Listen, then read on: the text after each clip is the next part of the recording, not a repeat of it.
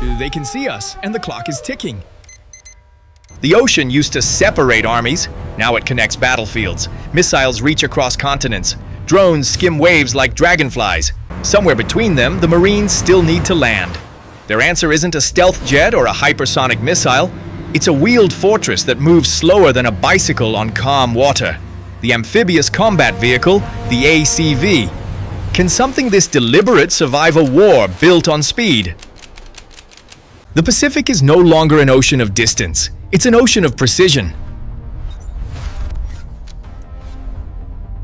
No fleet can charge those beaches anymore, so the Marines rewrote their playbook.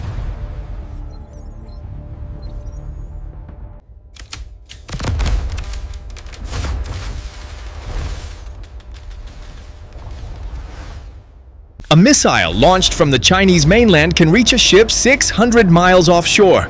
No fleet can charge those beaches anymore. So the Marines rewrote their playbook. The new strategy is called Expeditionary Advanced Base Operations, EABO. Instead of mass invasions, small Marine teams leapfrog across island chains. They build pop-up bases, fire anti-ship missiles, gather intelligence, and vanish before retaliation arrives. For that, they need a craft that can swim through surf, carry everything needed to fight, and then roll inland like an armored truck. And that craft is the ACV. Every surface of the ACV is built for one idea: survive the hit and keep going. Its hull is sculpted into a V, so explosions push sideways instead of upward. The steel plates shrug off .50 caliber rounds.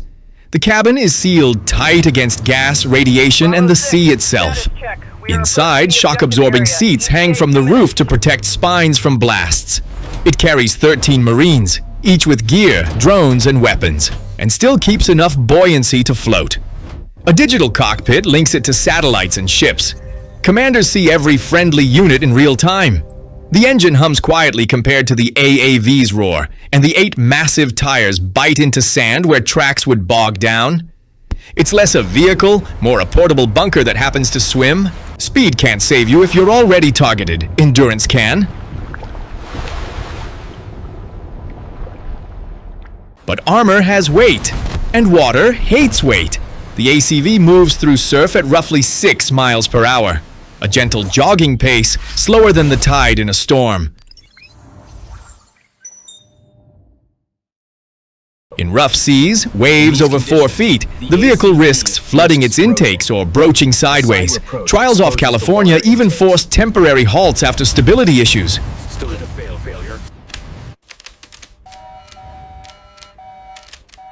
This balancing act requires constant vigilance.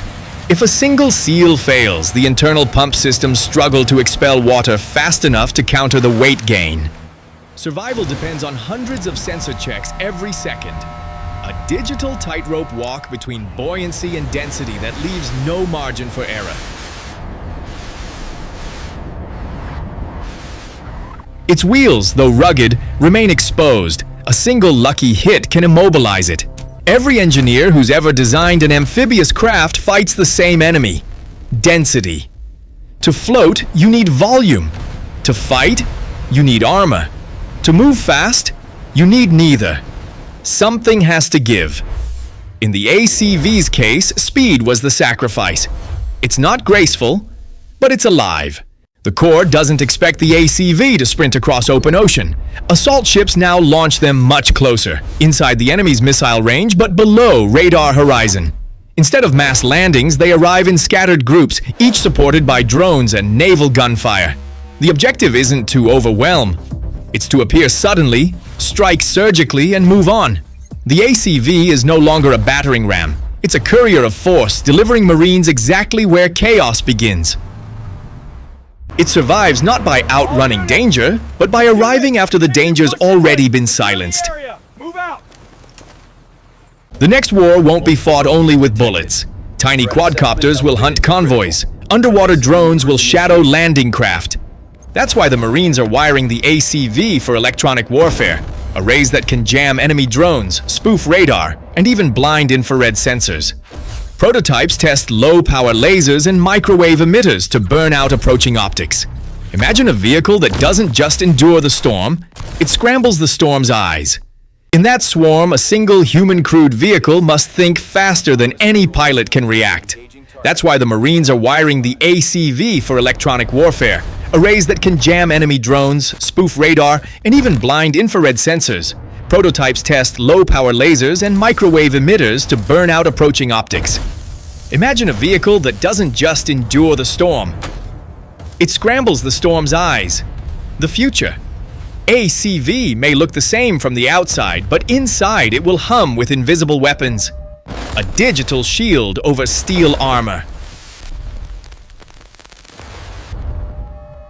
The base model is only the beginning. The ACV-30 will mount a 30mm cannon, enough to shred light armor or drones from the sky. A command variant turns the hull into a battlefield server, coordinating naval, air, and ground assets in one encrypted network. And an unmanned variant is already in simulation. A robotic cousin that scouts ahead or acts as bait. Each shares the same core body but can be rebuilt in hours with modular systems. Think of it as an armored smartphone, hardware that upgrades with each software patch. Where the EF-VI chased speed, the ACV chases adaptability. That flexibility might be the only armor that truly matters. The proposed defenses are insufficient against the current threat matrix. The Corps has heard that before. The same was said about helicopters, stealth fighters, even the first tanks. Every generation invents a weapon its elders call a mistake, until it wins a war. For the Marines, the ACV isn't perfection, it's persistence made metal. History doesn't move in straight lines, it moves like water. The EFV raced ahead and drowned. The ACV crawls, but it stays afloat.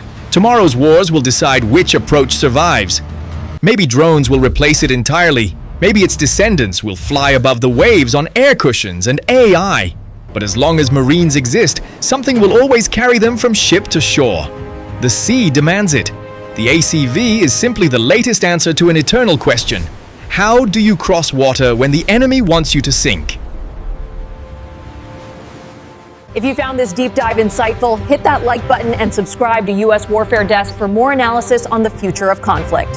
Thanks for watching.